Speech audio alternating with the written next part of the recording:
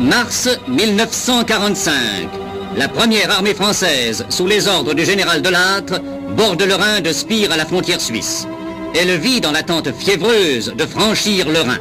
Franchir le Rhin, c'est là toute sa pensée, toute sa volonté depuis son débarquement sur les côtes de Provence.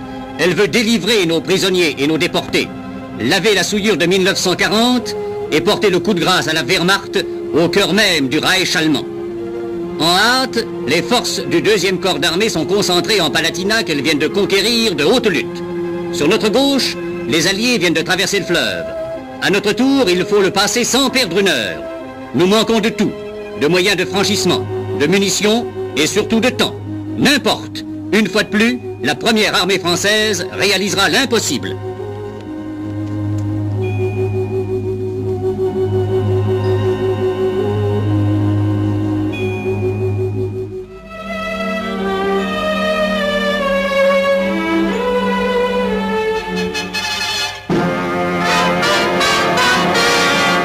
L'ordre de franchissement est donné par le général Delattre pour l'aube du 31 mars.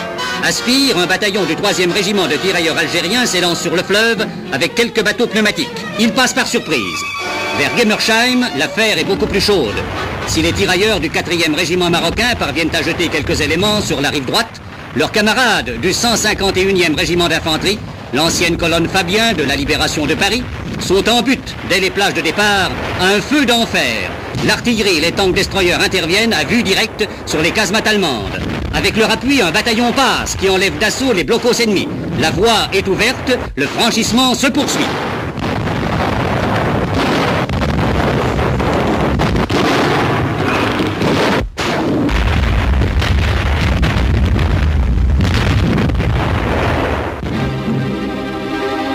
Le 2 avril, la 9e division d'infanterie coloniale traverse aussi le Rhin plus au sud, à Laemersheim.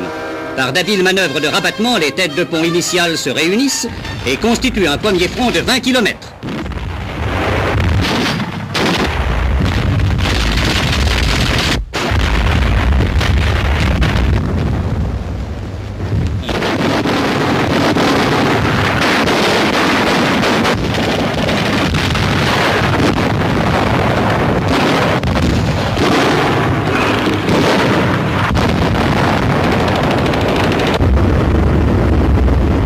La bataille est toujours âpre, mais les Allemands, dont les fortifications sont prises à revers, réagissent plus faiblement et doivent opérer en repli.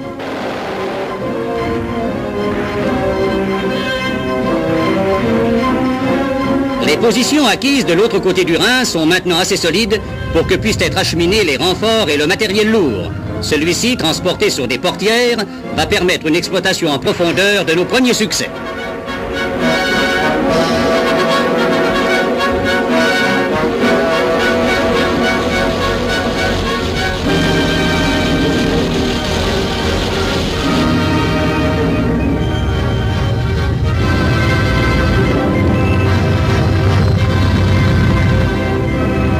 Préalable, il faudra effectuer diverses opérations de nettoyage, telles que l'anéantissement aux lance-flammes des dernières casemates qui résistent encore.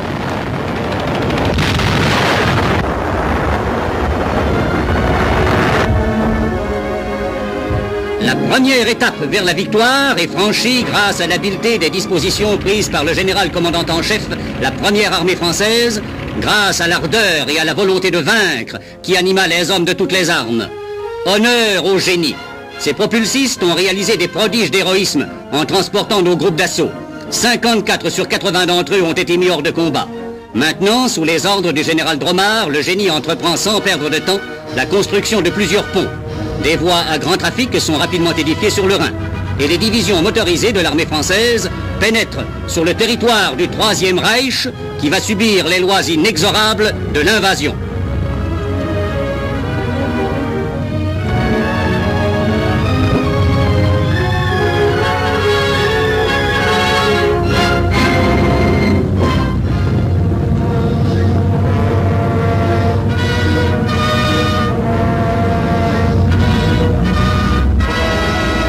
« 1918 ne se renouvellera pas », a dit Hitler. D'accord, cette fois l'Allemagne sera anéantie et avec elle son invincible armée. Les 3 têtes de pont réunies débutent l'offensive en direction de Karlsruhe qui sera abordé simultanément par le nord, l'est et l'ouest.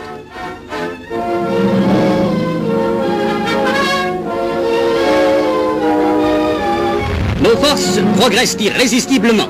Et le 4 avril, Karlsruhe tombe entre nos mains, non sans de violents engagements dans les faubourgs.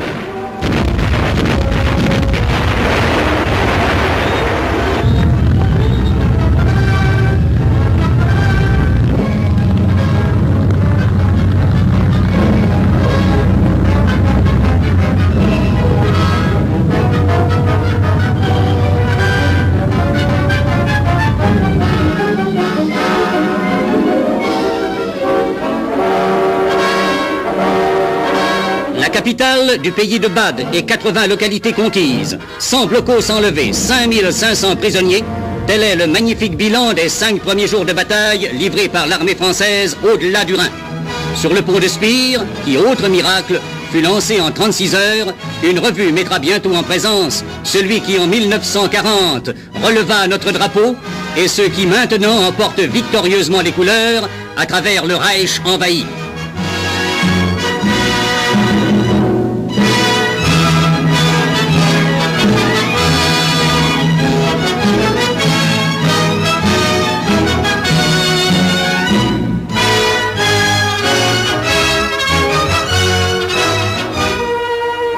Après Karlsruhe, c'est aussitôt l'attaque de la trouée de Pforzheim qui commande le passage en direction de l'Allemagne du Sud.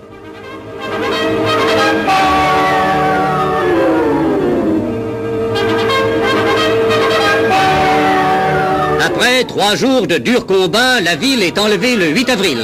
Mais l'adversaire défend énergiquement les voies naturelles d'accès vers Stuttgart et Kehl. Le général commandant la première armée française l'attaquera là où il ne nous attend pas, droit à travers la forêt noire. Sur ce terrain, accidenté au maximum, propre aux embuscades, la manœuvre est d'une audace inouïe. Mais le commandement a conçu celle-ci parce qu'il a pleinement confiance en la valeur des troupes. Les événements lui donneront raison.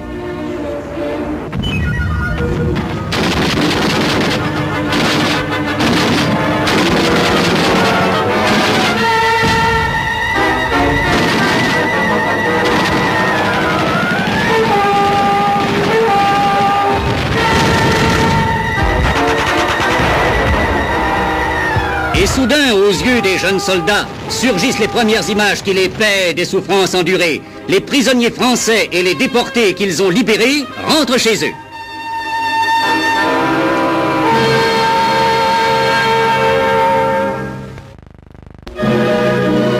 La pénétration à travers la forêt noire permettra de se rabattre sur Rastatt, dont la chute livrera la plaine de Bade.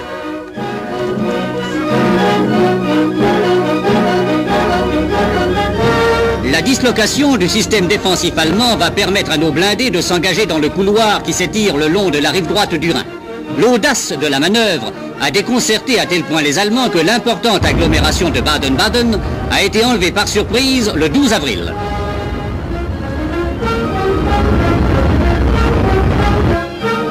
Les habitants hébétés ne comprennent plus rien aux événements.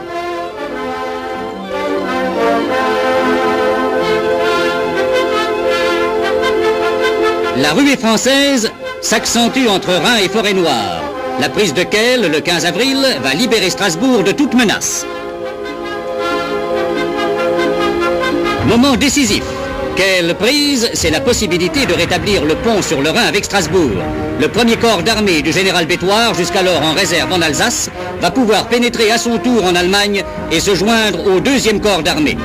Avec la traversée du Rhin, la prise de Kehl constitue un succès éclatant remporté sur la Wehrmacht. Le général de Lattre récompense à Baden-Baden les artisans de cette double victoire.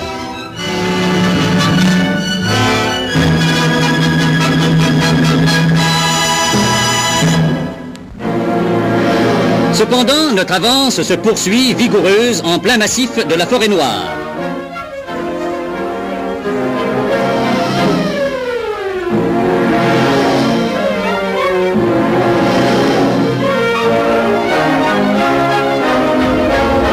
Le 17 avril, après un violent bombardement d'artillerie, Freudenstadt est enlevé d'assaut. Freudenstadt, c'est la clé de la manœuvre du général commandant en chef la première armée française. c'est la plaque tournante d'où il déclenchera la triple offensive qui consommera la perte de la 19e armée allemande. Et cela immédiatement, sans attendre que les Américains, arrêtés devant Heilbronn, soient arrivés à notre hauteur.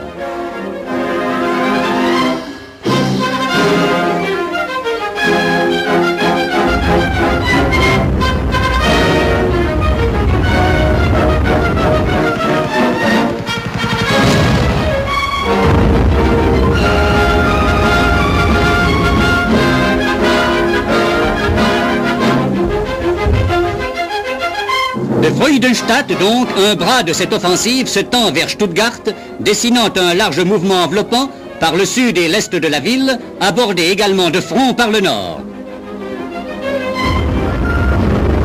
Marchant de jour et de nuit, les unités du général de Montsabert, 2e division marocaine, 5e DB et 3e division algérienne, assaillent de toutes parts les 4 divisions nazies qui défendent la ville. Toute voie de retraite est bientôt coupée à l'adversaire. La bataille prend une ampleur gigantesque. On se bat à bout portant. L'Allemand cherche à se dégager en vain. Et le 21 avril, Stuttgart, capitale de Wurtemberg, et pour nous autres Français, symbole du mensonge et de la trahison, Stuttgart est prise.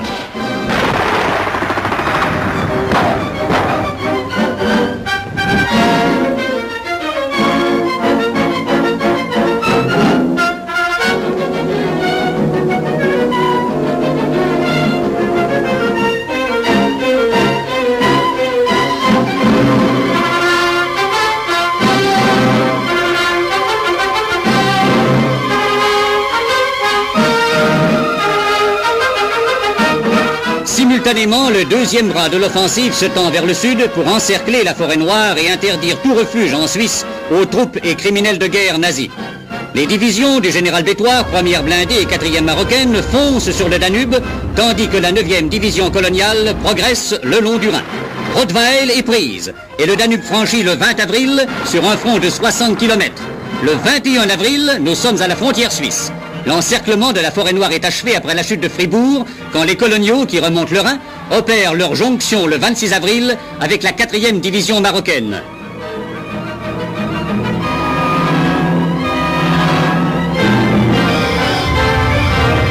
Pris au piège, le 18e corps d'armée SS essaie furieusement de se dégager. Peine perdue, ces 4 divisions seront décimées ou capturées. Et c'est désormais sur les ruines de Fribourg que l'aigle allemand étend ses ailes noires.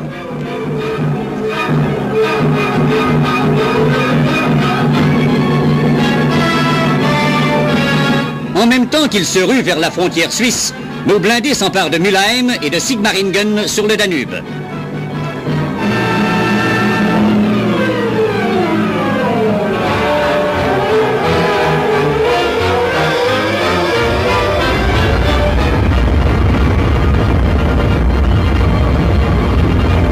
Jamais victoire n'apparaîtra plus belle et plus significative quand le drapeau français flottera sur l'orgueilleuse citadelle de Sigmaringen, le berceau des Hohenzollern et du pangermanisme.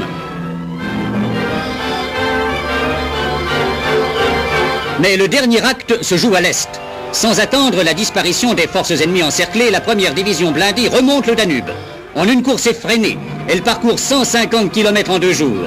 Et le 24 avril, elle entre dans Ulm, la vieille cité d'Empire, 140 ans après les grognards de la Grande Armée.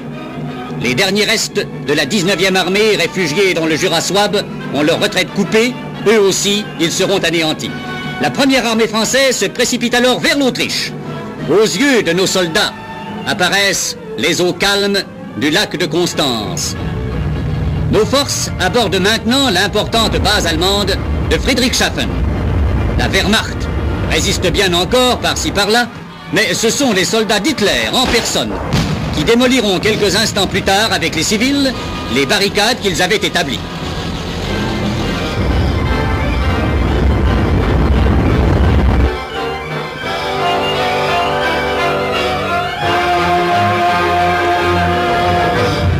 La frontière autrichienne est franchie le 29 avril.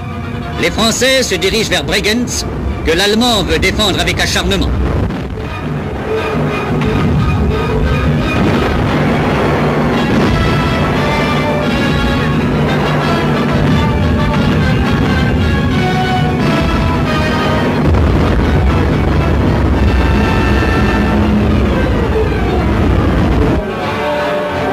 Bregenz sera bombardé et les habitants pleureront les destructions inutiles voulues par leur ancien maître. Mais quand le général Bétoir fera son entrée, il trouvera une ville pavoisée aux couleurs autrichiennes, une ville libre.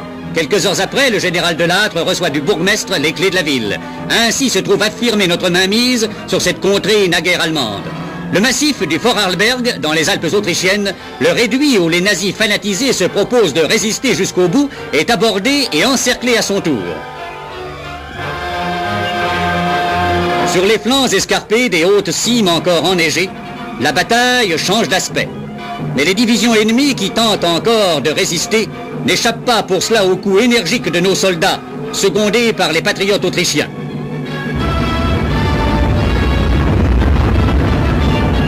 La catastrophe hitlérienne trouve un de ses symboles à Berchtesgaden. L'Allemand met bas les armes et le général Leclerc, arrivé avec sa 2e DB dans l'ancien repère nazi, peut voir l'Altière Wehrmacht, inerte et désemparée, baissant la tête. Nous sommes le 6 mai. Et bientôt éclateront dans Innsbruck les notes des clairons français scandant le premier défilé de la victoire. Oui, c'est la victoire sur terre et dans le ciel, un ciel libéré aussi et plus pur. Constance prend un air de fête. La France peut être fière de la tâche surhumaine qu'elle vient d'accomplir. Les chefs de la nouvelle armée lui ont taillé une large part de gloire à force de ténacité et d'audace, et nos soldats, qui avaient juré de la sauver du déshonneur, l'ont délivrée de la servitude à force d'héroïsme et au prix de lourds sacrifices.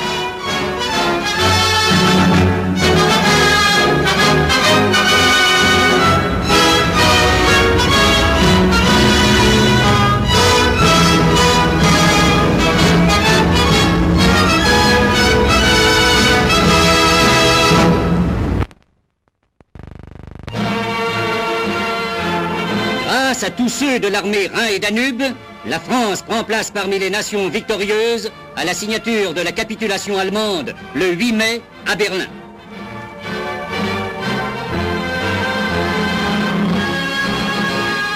Plus tard, à l'occasion de l'installation du gouvernement interallié dans la capitale de l'ancien Troisième Reich, la présence du général de Lattre attestera à nouveau que notre pays occupe toujours son rang de grande puissance. On verra le chef de la première armée française décider du sort immédiat de l'Allemagne avec les chefs des autres armées victorieuses.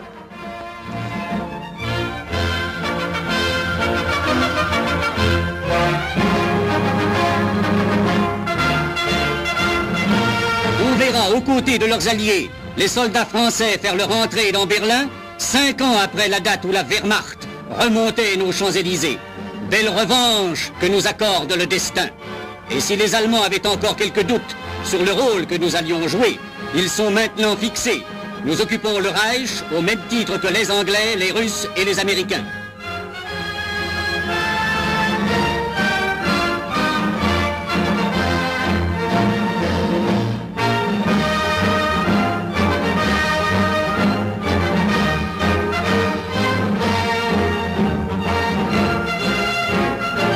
Dans la capitale prussienne, devant ces monuments tapageurs qui commémorent des actes de violence ou de rapine, tel celui de 1870, la France participe au défilé grandiose de la victoire.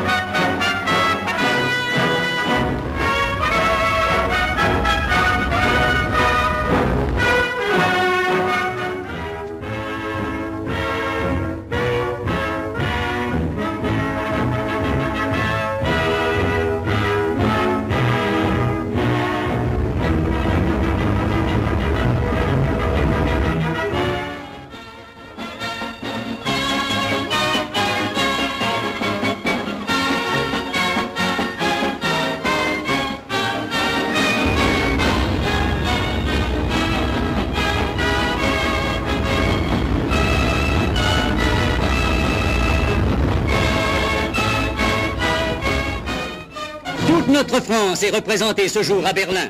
Il y a là les fantassins du 49e régiment d'infanterie, issus de l'ancien corps franc FFI Pommiès. Il y a là le 3e régiment de chasseurs d'Afrique, celui de la charge héroïque de Sedan. Miraculeuse synthèse de la mystique généreuse de la résistance et de nos traditions militaires les plus nobles. Nul besoin de grands mots pour exalter la foi, la volonté de vaincre de l'armée Rhin et Danube. Le général de Gaulle l'avait bien compris quand il adressa au général de Lattre ce simple télégramme « Félicitations pour magnifiques résultats obtenus ». Ces résultats, les voici symbolisés par l'image du drapeau planté sur les ailes de la victoire allemande.